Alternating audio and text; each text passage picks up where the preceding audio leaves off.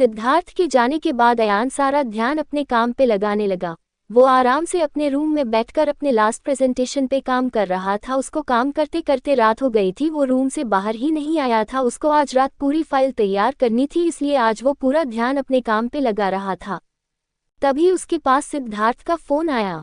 अयान ने कान में लगे ब्लूटूथ से फोन को अटेंड किया और बोला, हाँ बोल भाई, कहाँ तक हुआ फाइल वर्क? सिद्धार्थ ने सीधे ही पूछ लिया। अयान गहरी सांस लेकर बोला, भाई लगता नहीं है रात भर तक पूरा हो पाएगा। ये बीते 3 दिन की भरपाई आज ही करनी होगी। सिद्धार्थ ने चुटकी लेते हुए कहा था। तो भाई मेरे किसने कहा था काम को छोड़ मजनू बनने को? वो भी पहली नज़र देखा और प्यार हो गया।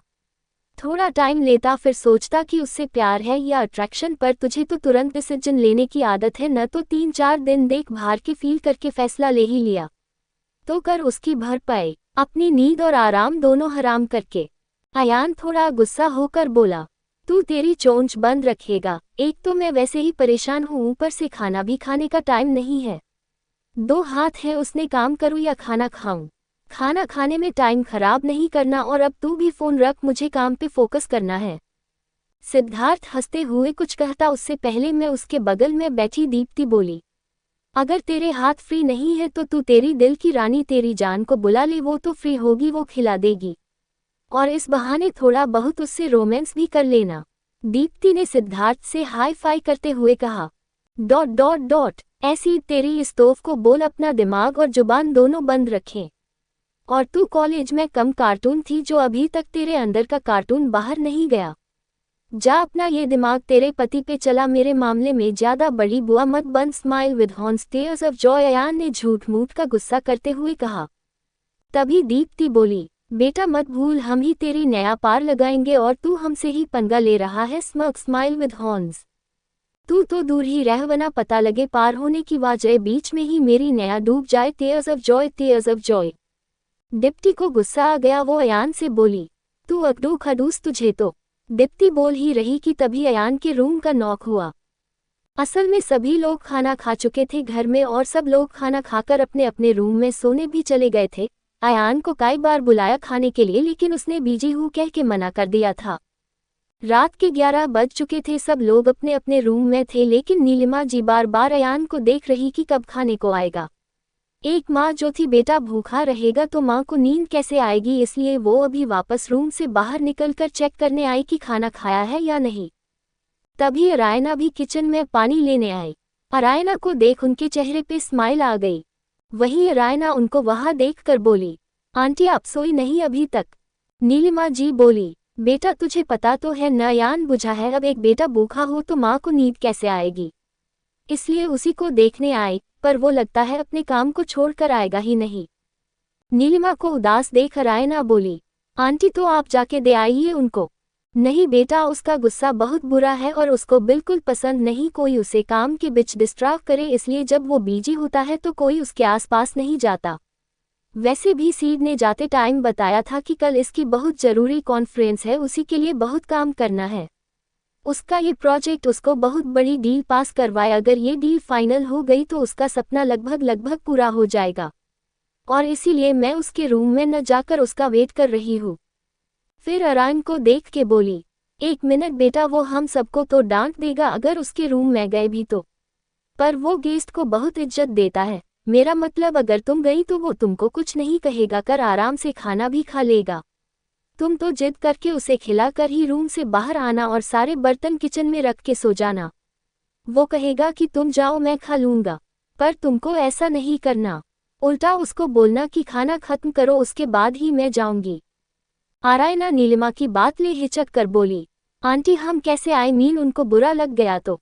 कुछ नहीं कहेगा तुमसे, वो मैंने देखा है, वो तुम्हारी बहुत रिस्पेक्ट करता है। ईशा ने बताया कि वो तुम्हारी वजह से ईशा के साथ साथ कहाँ तक शॉपिंग करवाने लगा, और आज सुबह मैंने देखा वो तेरे साथ और अंशु के साथ कितने आराम से बात कर रहा था।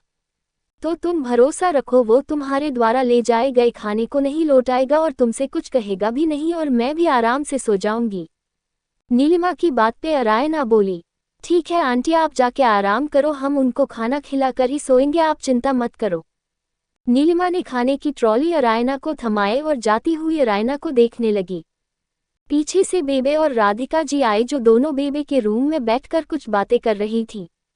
बेबे बोली, नीलिमा ये क्या किया तूने, वो खोतिया कहीं इस बच्ची को डांट न दे, हमने तो उस कंजर का गुस्सा देखा है टीयर्स ऑफ जॉय पर, वो बच्ची नहीं जानती तो कहीं उसे रुला न दे। नीलिमा जी राधिका और बेबे को देख कर बोली, बीजी मुझे पूरा भरोसा है अयान खाना भी खाएगा और हमारी अरायना को डांटेगा भी नहीं। और आपको इतना भरोसा कैसे है दीदी, राधिका जी ने नीलिमा को देखकर कहा। नीलिमा जी मुस्कुराए और बोली, क्योंकि मैंने अपने बेटे की आंखों में इस बच्ची के लिए कुछ और ही देखा है। जिस नज़र से वो इसको देखता है, जिस तरह इसकी बातें सुनता है, इसके और अंशु के साथ टाइम स्पेंड करता है, मुझे लगता है ये कुछ और ही है। और आज वो अगर इसके हाथों से खाना खा ले तो समझ जाओ हमारा शक बिल्कुल सही है। अगर अयान के दिल में ज़रा सी भी इस बच्ची के लिए कुछ होगा तो उसका पता हम लोगों को अभी लग जाएगा। आप सब यही वेट करो। अगर अरायना अंदर गई तो समझो मेरी सोच सही है। राधिका जी और बेबे दोनों बोली, अगर ऐसा हुआ तो हमारे लिए तो ये किसी चमत्कार से कम नहीं होगा।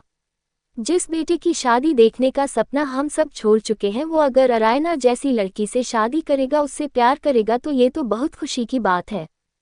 हमारी दोनों बहुएं एक ही जगह की हो जाएगी और अरायना जैसी लड़की तो नसीब वालों को मिलेगी। राधिका जी की बात पे बेबे बोली, पुत्र रब करे नीलिमा की बात सच हो, मैं मेरे अयान की वोटी को देखने के लिए तरस गई हूँ। बाबा जी मेहर करे मेरे अयान की जीवन संगिनी यही बच्ची बने। तीनों आपस में बातें कर ही रही, तभी अरायना ने डरते हुए अयान का गेट खोला।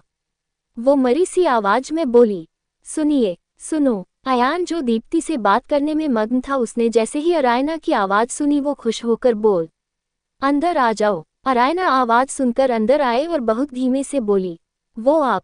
फिर खाने की ओर देखकर बोली, आपने खाना नहीं खाया तो आंटी ने भेजा है।